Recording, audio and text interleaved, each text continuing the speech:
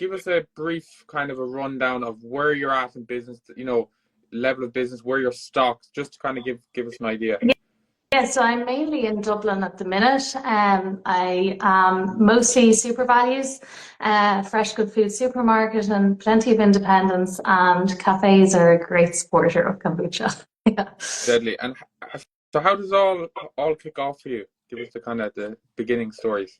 Well, for me, I went to Ballymaloe to pursue a career in food, and while I was in Ballymaloe, I was introduced to loads of different types of fermentation, but I particularly fell in love with kombucha. So safe to say, when I got home, my kitchen became somewhat of a fermenter's paradise.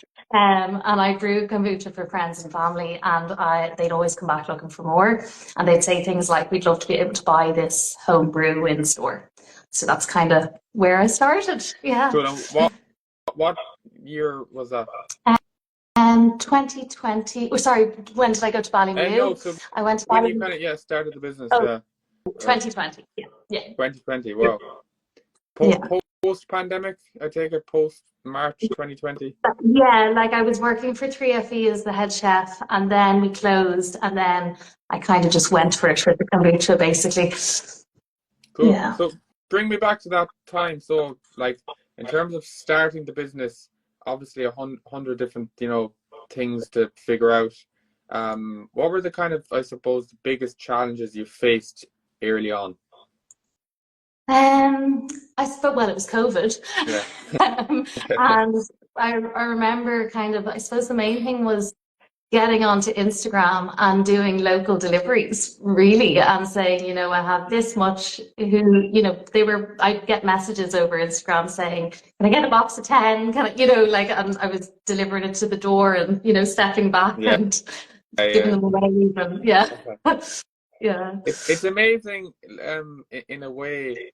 I'd love to get your thoughts on, but like, I would know a lot of people that started a business around that time. I started my own business around that time. But in a way, there was kind of, obviously there was so many challenges, but there was kind of an entrepreneurial kind of a gap there, wasn't there, where you could start a business? What were your thoughts on that? I didn't think.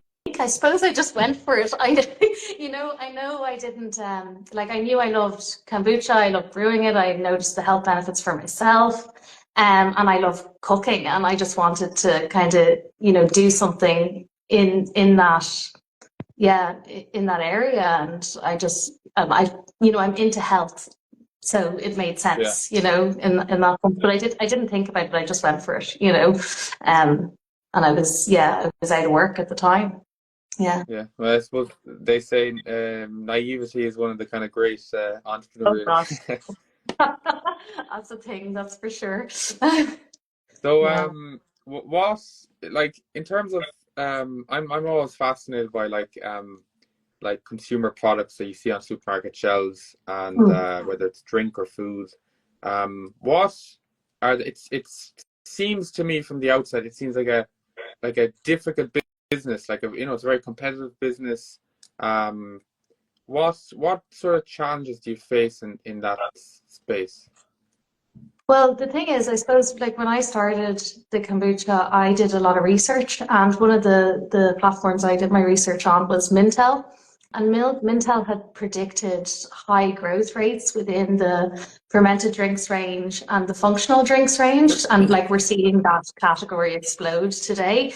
But I don't see that as a negative. I see it as very much a positive. I love going into shops and seeing fridges full of kombucha brands. I think it means people are interested, they like it, they're coming back for more. And also I don't think there's anything wrong with a little bit of healthy competition. It keeps us on our toes, Yeah. Yeah, for sure. Yeah, because there is a lot of, I have friends of mine that started a kombucha brand years ago. But they started at an earlier, maybe they were possibly one of the kind of early adopters to kombucha to Ireland. But there does seem to be a lot of competitors now. When I go into the supermarket, I easily see 4 or 5. Yeah. But yeah, I suppose, it's only more kind of brand awareness of, because where do you think kombucha is in terms of, obviously, a lot of people would know kombucha, but do you reckon it's still, Like, do you reckon everyone knows kombucha now, or is there still a large part of the population that just wouldn't have a clue what it is? Like I remember when I started in 2020, people would, I'd have to convince them to taste it when I do a tasting. They didn't know the benefits of Yeah. kombucha, and, all of that sort of stuff. But now I definitely find myself not having to explain what it is as much. But there are still people that, are still discovering it and, are interested. I think fermented products are definitely having their moment at the minute, and people are Yeah. very aware of, the benefits of keeping our guts in good nick. Yeah. Yeah. What's the biggest? I'm sure you made like any startup entrepreneur, you made tons of mistakes at the start, and Nope. it was a kind of a learning process.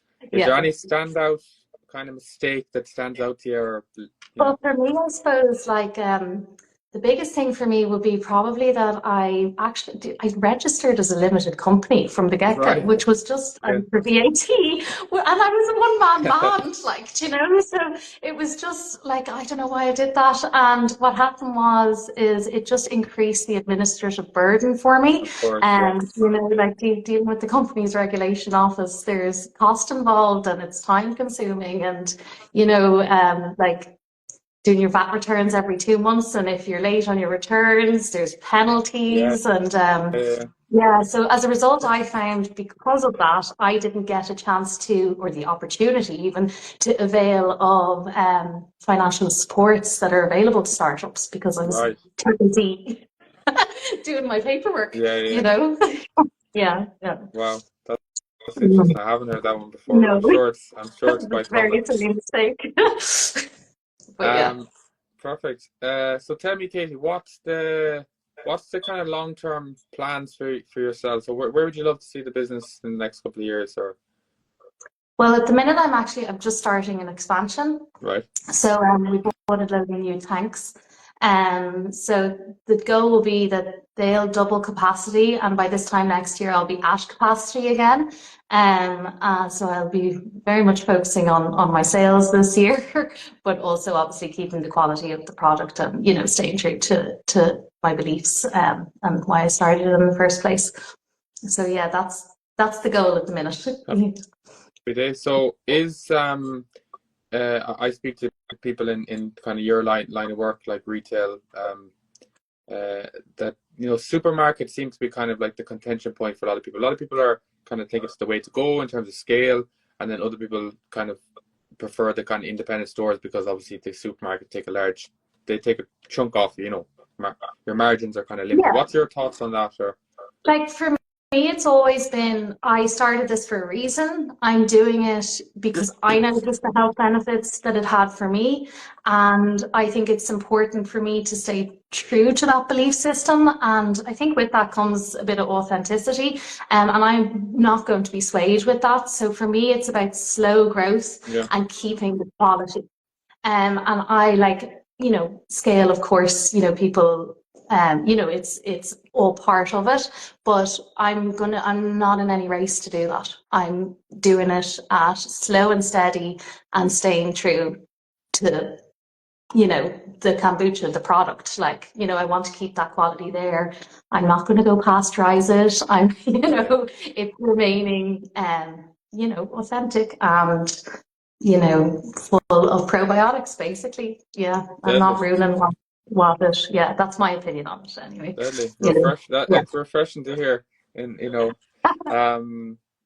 happy days. So tell me then, for anyone out there, I know that you're mainly stocked in kind of the east coast of Ireland, Dublin, etc. Anyone out there that maybe is in the west or anywhere else in the country, where can they get your product? Suppose online would be best for now. I am, obviously I am scaling up, but it will be like probably Kildare and Wexford records that I'll be going to next. But yeah, online orders were probably the best for now. Yeah. And so do you deliver all your product then to the shops, or how does that work? No, it's a mix. So I have distribution. I do a few myself, and then like myself and one other our distributor, basically. Yeah. Yeah, Cool. yeah. But Very if good. there's any ever issues, it's usually me that shows up. Yeah. Very